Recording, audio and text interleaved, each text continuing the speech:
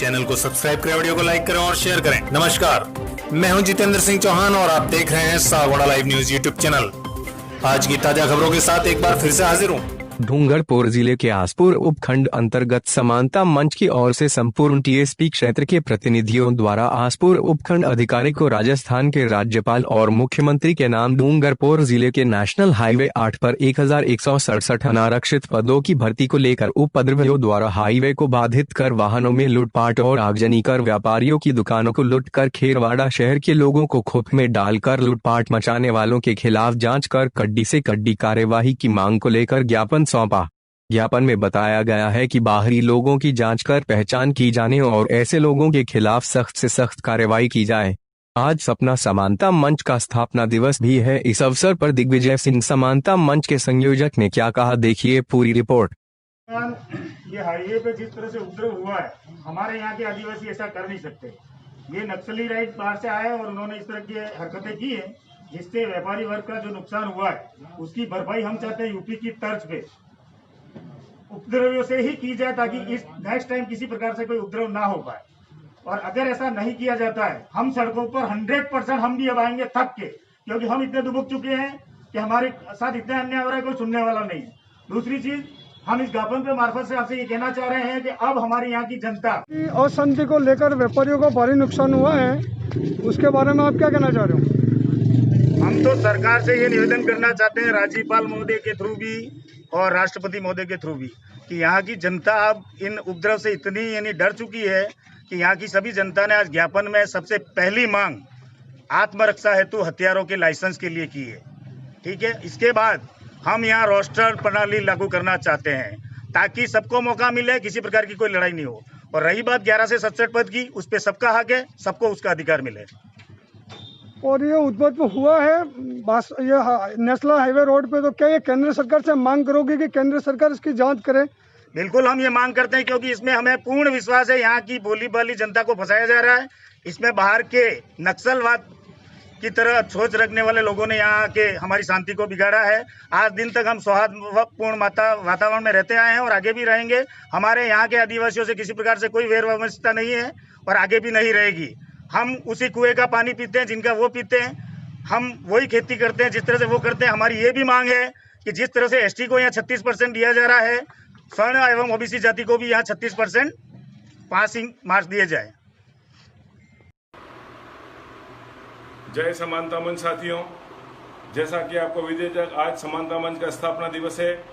आप सबके बल, हौसले और सहयोग से हमने पिछले 17 सालों में कई नई इबारतें लिखी हैं और इस टीएसपी क्षेत्र में एक लोकतांत्रिक आंदोलन के तहत हमने बहुत कुछ पाया है। समानता मंच किसी व्यक्ति, जाति या समाज के हित में नहीं, समानता के लिए सर्व समाज के साथ मिलकर एक लड़ा और अपने संघर्ष को प्राप्त किया है। यह लड़ाई टीएसपी क्षेत्र के बाहर से हमारे साथ हो रहे अन्याय के विरुद्ध थी और जिसे हमने बहु हद तक प्राप्त किया है। हमारे इस क्षेत्र के रहने वाली समस्त जातियों के हितों में समानता मंच ने कार्य किया, वो चाहे जनजाति वर्ग हो, एससी वर्ग हो या सामान्य ओबीसी वर्ग हो। और हमारी लड़ाइयों से हमने बाहर के लोगों को रोका और हमारा जो लाभ बाहर जा रहा था उसके लिए किया है। साथियों, इस आंदोलन के तहत हमने पिछले कई सालों में कम से कम 12-13 रैलियां की, जिसमें 25 से 30 हजार लोग, 1 लाख लोग, 1.5 लाख लोग तक इकट्ठे हुए, पर कभी भी हमारा आंदोलन उग्र नहीं हुआ और लोकतांत्रिक तरीके से हमने ये लड़ाई लड़ी है। हमारे ऊपर इस आंदोलन के तहत मुकदमे चले, पर मुकदमे हमने किसी कार्यकर्ता को आज तक उसमें घायल नहीं होने दिया, किसी व्यक्ति को फंसने नहीं दिया। मुकदमे हमने हमारी छाती पे लिए और सरकार से हमने लड़े। आज 17-18 मुकदमे हमारे कार्यकर्ता और मुझ पर हुए, पर ये मुकदमे हमारे अभ्यर्थियों के बल पर लड़े। चाहे जिला परिषद से किसी सीओ को उठा के लाना हो या रात की 2 बजे किसी मंत्री को जगाना हो या किसी मुख्यमंत्री की गाड़ी को रोकना हो, ये समानता मंच के पदाधिकारी इनके हमने हमारे कार्यकर्ता को कभी उग्र नहीं होने दिया। साथियों, लोकतंत्र में आंदोलन तभी सफल होता है जब वो शांतिपूर्वक किए जाएं। बैसला जी ने 90 मरा के कुछ नहीं प्राप्त कर सके, हार्दिक पटेल ने 7 से 8 लोग मरा दिए, कुछ नहीं प्राप्त कर सके। और ऐसे कई आंदोलन है जिसके अंदर हमने जनहानि देखी और लोगों ने अपने युवा अवस्था में बहुत सारा खोया है, जन धन की हानि हुई है, करोड़ों रुपए का नुकसान हुआ है। तो मैं कहता हूं वो आंदोलन तभी सफल है जब उसका नेतृत्व सही ढंग से किया जाए और शांतिपूर्वक किया जाए। हिंसक आंदोलन आज तक हमें कुछ नहीं दिया, सिवाय हमें धुआं, आंसू, खून और लूटपाट के दंश के अलावा। साथियों, कहीं न कहीं अभी जो जिले में या टीएसपी क्षेत्र में जो कुछ दिनों पूर्ण माहौल बना, ये बड़ा ही दुर्भाग्यपूर्ण है। ये शांतिपूर्वक इलाका हमारा क्षेत्र का जाना जाता था पूरे देश के अंदर। हम प्राकृतिक आपदाओं से भी बचते थे, ना यहाँ कभी भूकंप आता था, न कभी आगजनी होती थी, कभी बाढ़ होती थी। और शांति के मामले में तो एक प्रेरणा की बात थी कि हिंदुस्तान में अगर कोई सबसे बढ़िया इलाका है तो शांतिपूर्वक इलाका ही डूंगरपुर बांसवाड़ा और प्रतापगढ़ का क्षेत्र माना जाता है। पर आज हम पे ये कलंक लग चुका है। भोले भाले अभ्यर्थियों को बहला फुसला के राजनीतिक साजिश का शिकार बनाया गया। जो मुद्दा कोर्ट में चल रहा था उसे कलेक्टर के बाहर बैठने से लगा के कहीं और ले जाके उसको उग्र आंदोलन किसने किया, इसके पीछे जाकर भी सोचना पड़ेगा। अभ्यर्थी को गुमराह किया गया, जो कानूनी लड़ाई थी उसको सामाजिक और राजनीतिक लड़ाई बना दी गई। इसमें और मैं कहता हूं इसमें किसी एक दल की गलती, तीनों दलों की अपनी अपनी सोच थी, वो गुमराह कर रहे थे। आज जो अभ्यर्थी इस क्षेत्र में भटक रहा था और जो युवा यहाँ का है उसको अपनी तरफ लाने के लिए इन तीनों राजनीतिक दलों ने इन लोगों को गुमराह किया। और जो लोग हाई कोर्ट और सुप्रीम कोर्ट में जो मुद्दे चल रहे थे उनको सड़कों पे लाके निपटाने की कोशिश की। और आज सरकार के हम वापस में एसएलपी लगाएंगे, तो ये कहीं न कहीं उन अभ्यर्थियों के साथ कुटारा गाते उनको गुमराह किया गया। साथियों, ये दलों ने अपनी तरफ युवाओं को अपनी तरफ करने की होड़ के अंदर इनको अपना टूल बनाया और एक कच्चे माल की तरह उपयोग किया। तो आज हमें जनहानि देखनी पड़ी, 2 युवाओं को अपनी जान खोनी पड़ी और कई अभ्यर्थी फंस रहे हैं 1200 पदों के अगेंस्ट में। आज 1200 मुकदमे, हम 1200 लोग नामजद मुकदमे में आए। ये कितनी बड़ी हमारी सोचनीय विषय कि जो अभ्यर्थी अपने पेट के लिए, अपने भविष्य के लिए लड़ रहा था, वो आज एक अपराधी की श्रेणी में माना जा रहा है। कहीं न कहीं इस सब के मामले में सत्ता के केंद्र में जो लोग हैं वो जिम्मेदार हैं। कांग्रेस का आंतरिक संघर्ष है। एक मंत्री जी, पुराने मंत्री जी से ऊपर निकल जाना चाह रहे हैं। एक पहले वाले नेताजी एक नए युवा नेता से आगे निकल जाना चाह रहे हैं। उन्हें लगता है कि हम इन युवाओं को अपनी तरफ करके नए युवा नेता को रोक देंगे। वही बात है कि बीजेपी भी कल जो प्रतिनिधिमंडल आया और वो कहती है कि कुछ अफसरों का रोल है। अरे अफसरों का रोल क्यों, आपके कुछ नेताओं का भी रोल है। सरेआम इन लोगों ने भड़काया। जिनकी जमीन बीटीबी के आने के बाद खिसकी, उन लोगों ने इस आंदोलन को भड़काने में की। उसकी जांच नए सिरे से करनी चाहिए। बीजेपी अपनी इस बात से नहीं बच सकती कि उसके लोग इसमें इन्वॉल्व नहीं थे। उनके एक एमएलए और 2 पदाधिकारी बड़े इसमें पूरे में इन्वॉल्व थे। उन्होंने आर्थिक सहयोग दिया और इन बच्चों को गुमराह किया। और मैं आपसे एक बात पुरजोर शब्दों में कहता हूं कि मुख्यमंत्री सरकार और मीडिया में एक नई बात चल रही है कि नक्सली आंदोलन है। मैं कहता हूं इसमें नक्सली शब्द जोड़ के हमारे आदिवासी भोले भाले युवाओं को बदनाम नहीं किया जाए। कोई व्यक्ति आए होंगे, उन्होंने अपनी बात रखी होगी, नक्सली करके किसी को बंदूक नहीं चलाई है, किसी ने लूटा नहीं, इनको गुमराह करके और इस सड़कों पर आ गए। इस भीड़ का कोई चेहरा नहीं होता है। आज इनको नक्सली बताकर हमारा इस क्षेत्र का अपमान किया जा रहा है, आदिवासी का अपमान किया जा रहा है। नक्सली होना किस लिए, चाहे सब कुछ जब सरपंच से लगा सांसद तक इनकी जाति के लोग हैं, सब कुछ इनका है। आज नौकरियों के अंदर इतना लाभ मिल रहा है, वो व्यक्ति नक्सली क्यों हो सकता है? वो सिर्फ गुमराह किया गया और आज इन अभ्यर्थियों के उनके खिलाफ बात किया जा रहा है। नक्सली तो वो बनेंगे जिसके हक मारे जा रहे हैं, जिसकी बात नहीं सुनी जा रही है। आज क्षेत्र में राजनीतिक असंतुलन है। हमारा व्यक्ति सरपंच नहीं बन सकता और आज सरपंच नहीं बन सकता। वहीं से ये शिथिलता आई है कि कहीं न कहीं आज लोगों को लग रहा है कि सामान्य ओबीसी वर्ग निराई है। साथियों, सामान्य ओबीसी वर्ग को सोचना पड़ेगा कि आपका नेता कौन है। कुछ दिनों से मैं देखा, आप रोड पे, हाईवे पे निकले, तीनों पार्टियों के नेता उनकी बात कर रहे हैं, सामान्य ओबीसी की बात किसने करी? 800-150 करोड़ का नुकसान हो गया।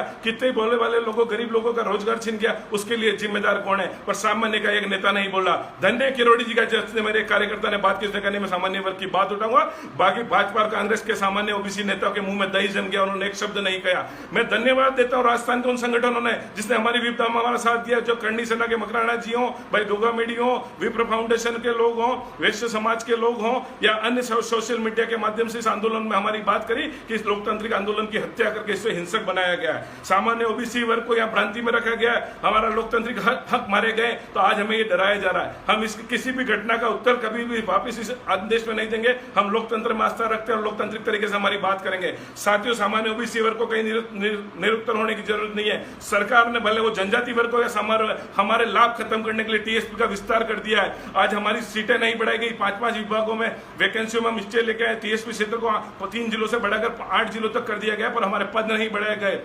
हमारे टीएसपी क्षेत्र के जनजाति भाइयों की बात आज भी, जो 12 में से 6.5% की कोई नेता नहीं कर रहा है और 1100 पदों में इनको गुमराह कर दिया, उन पदों को लाओ। आजादी से आज तक 1,32,000 पद एसटी के जो हमारे यहाँ बनते थे, वो बात सवाई माधोपुर मीणा, दौसा की मीणा लेके गए, उनकी बात कोई नहीं कर रहा है। आज एसटी में क्रीमी लेयर की बात कोई नहीं कर रहा। मेरे गाँव का आदिवासी पे 175 मकान में एक टीचर बनता है और 175 मकान एक कॉलोनी में, उसके अंदर 400 लोग राज की सेवा में जाते हैं। यानी कि आरक्षण का, जनजाति आरक्षण का लाभ भी है, वो मात्र 10% लोग या 5% लोग ले रहे हैं और आम आदमी को डंडा और झंडा पकड़ा के हाईवे पर उतार देते हैं। साथियों, इसकी जांच की जानी चाहिए कि इसके पीछे कौन कौन लोग हैं और इन भोले भाले अभ्यर्थियों को आज अपराधियों की श्रेणी में लाए। उन माताओं से मैं माफी चाहता हूँ जिसके 2 लाख इसमें शहीद हो गए और उनके छोटे छोटे बच्चों को तो ये पता भी नहीं था कि आंदोलन क्या चीज होती है। उनको आज मौत का गाल बनना पड़ा।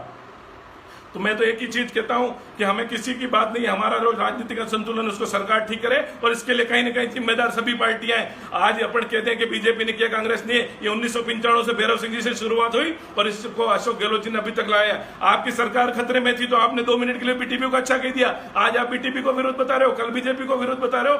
मैं कहीं नहीं कहता हूं अगर ये कोई नक्सली गतिविधि नहीं है, इसको गुमराह किया जा रहा है, इसकी एसआईटी से, एनआईटी से, दिल्ली से जांच होनी चाहिए, सीबीआई जांच होनी चाहिए कि इसके पीछे कौन लोग थे, किन्होंने इसको उकसाया। किसी व्यक्ति, किसी जाति को इसमें टारगेट की नहीं किया जा सकता, ये गुमराह आंदोलन था। मैं टीएसपी क्षेत्र के सामान्य ओबीसी वर्ग के सभी लोगों से विनती करता हूं, कहीं हतोत्साही होने की जरूरत नहीं और लोकतंत्र में हादसा लगे, हम किसी भी हिंसा का जवाब हिंसा से नहीं देंगे और हमारी लड़ाई आज तक चल रही है वो आगे भी चलेगी और आने वाले समय के अंदर मैं आपको आश्वस्त करता हूं कि एक लोकतांत्रिक तरीके से दशहरे के बाद हम यहाँ से जयपुर और दिल्ली तक कूच करेंगे, पैदल मार्च हो, वाहन मार्च हो, कैसे भी करके हमारी युद्ध देश के सामने लेके आएंगे कि राजनीतिक अस्थिरता की वजह से आज हमारा ये हाल हो रहा है कि 72 और 73 की बात की जाती है, कभी 100% की बात की जाती है, कभी पूर्ण राजनीतिक लाभ की बात की जाती है, कभी अलग प्रदेश की बात की जाती है। आप कोई भी कल्पना करो, क्या यहाँ रहने वाले 23 लाख लोगों, 24 लाख सामान्य ओबीसी को निकाल के बात की जा सकती है? अगर नए प्रदेश की कल्पना है तो उसमें हमें साथ लेना पड़ेगा, हमारी बात माननी पड़ेगी, हमें विश्वास में लेना पड़ेगा। अगर कोई मांगे तो उसमें हमारी बात नहीं पड़ेगा। और राजनीतिक संरक्षण, सामान्य ओबीसी वर्ग किसी पार्टी का पैदा नहीं है, हमारे लिए तीनों पार्टियां बराबर है। जो अच्छा काम करेंगे, जो भी बढ़िया बात करेगा उसके साथ जाएंगे। हम किसी पार्टी की बपोती नहीं, कांग्रेस चाहेगी हमें वोट देगी या बीजेपी वोट देगी, अगर बीटीपी भी अच्छी लाइन पे आएगी, अच्छी बात करेगी तो करेंगे और कोई भी नहीं करेगा हम तीसरे को लाके लड़ेंगे, चौथे को लड़ेंगे, अपना वोटों का बहिष्कार करेंगे। साथियों, आपसे एक ही बात है, कहीं पे भी गुमराह नहीं हो, सोशल मीडिया पे अपनी भाषा और संयम को बनाए रखें। साथ ही एक बात बता दूं, वर्तमान में समानता मंच की गत लोकसभा के वक्त हमने सभी कार्यकारिणी को निरस्त किया है, आने वाले समय में कार्यकारिणी बना रहे हैं। तो किसी भी बात को ऑथराइज नहीं माने जब तक मेरे या प्रवक्ता के द्वारा नहीं आ जाए, और आप इस बात को तभी सुचारू रूप से माने। और हमारा आंदोलन लोकतांत्रिक था, शांतिपूर्वक था, गांधीवादी तरीके से चला और आज तक चला है। ये हक की लड़ाई है, लोकतंत्र से लड़के हमने आज तक रहा है और जनजाति समुदाय को भी हम इसमें साथ लेंगे। आज जो 50% हमने यहाँ लागू किया है वो हमने बाहर के मीणा रोके, बाहर का राजपूत रोका है, बाहर का बनिया रोका है, बाहर का ब्राह्मण रोका है, उसका लाभ हम यहाँ की 36 कौमें मिलकर ले रहे हैं। फॉरेस्ट डिपार्टमेंट में 72% भर्तियां जनजाति से हुई है, पुलिस विभाग में 64% भर्तियां हुई है, शिक्षक भर्ती में लेवल फर्स्ट के अंदर आपका परसेंटेज 60% से ऊपर जनजाति के लोग हैं, जो मेरे 50% समानता मंच की लड़ाई के बाद लागू हो उससे हुआ। तो ये लड़ाई हमारे सभी वर्गों को मिलकर लड़नी हो और कहीं गुमराह होने की जरूरत नहीं है। मैं इन अभ्यर्थियों को कहता हूं कि आप हौसला बढ़ाए रखें, आपकी जांच में सही किया जाएगा और किसी अभ्यर्थी को इसमें मुलजिम नहीं बनाया जाए। सरकार को मैं चाहता हूं, गहलोत साहब आप कहते हो हर गलती कीमत मांगती है, तो आज मैं कहता हूं इस आंदोलन में जिन जिन नेताओं ने गलती की उसको कीमत उनके राजनीतिक भविष्य के रूप में चुकानी पड़ेगी और हमारे अभ्यर्थियों के खिलाफ कोई कड़ी कार्रवाई नहीं की जाए, इसके मूल दोषियों की जांच की जाए। सभी साथियों को इस पुनिम पर्व की एक बार पुनः शुभकामनाएं। जय हिंद, जय भारत, जय समानता मंच। ज्यादा जानकारी के लिए आप हमारी वेबसाइट विजिट कीजिए www.वागड़लाइव.in या प्ले स्टोर पर वागड़ लाइव एप्लीकेशन सर्च कीजिए। आप हमारे चैनल पर विज्ञापन प्रसारित करवा सकते हैं।